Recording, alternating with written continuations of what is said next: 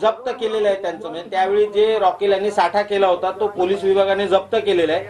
अशा पद्धतीचे यांच्यावरती दोष होते. अशा माणसाला माननीय अजितदादा पवारांनी या महाराष्ट्रामध्ये विधान परिषद बहाल केली होती. त्यामुळे यापुढे अमोल मिटकरी हे महाराष्ट्रामध्ये घासलेट चोर म्हणूनच ओळखले जातील. आता हे एक प्रकरण झालं. आमच्याकडे यांच्या अनेक प्रकरणांच्या फाईल्स आहेत.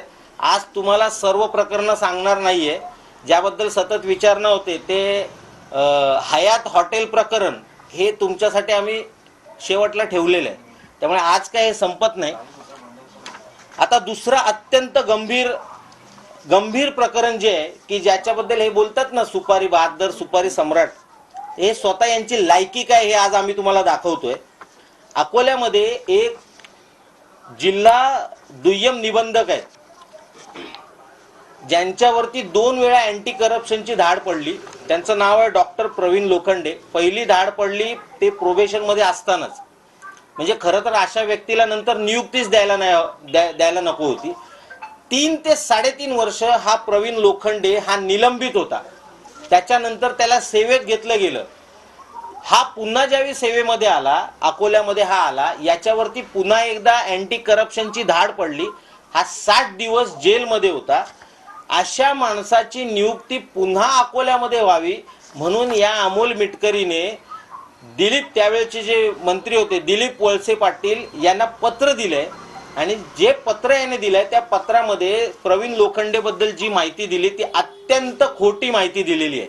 इतका खोटारडा माणूस माननीय अजितदादा पवारांनी महाराष्ट्रामध्ये विधान परिषदेवरती पाठवलेला आहे. या संदर्भातले सगळे पेपर्स आमच्याकडे आहेत. हा जो डॉक्टर प्रवीण लोखंडे आहे याची चौकशी झाली होती. कमिशनर जे आयुक्त असतात, सहकार आयुक्त, यांनी चौकशी केली.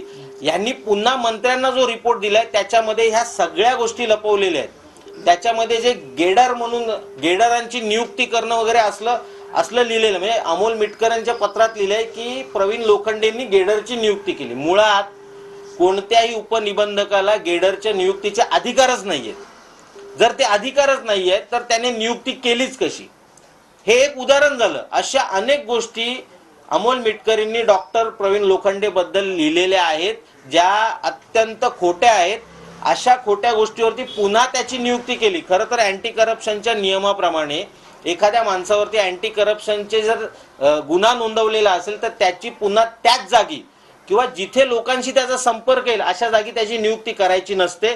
परंतु याच्या नियुक्तीसाठी अमोल मिटकरींनी दिलीप वळसे पाटलांना पत्र दिलं.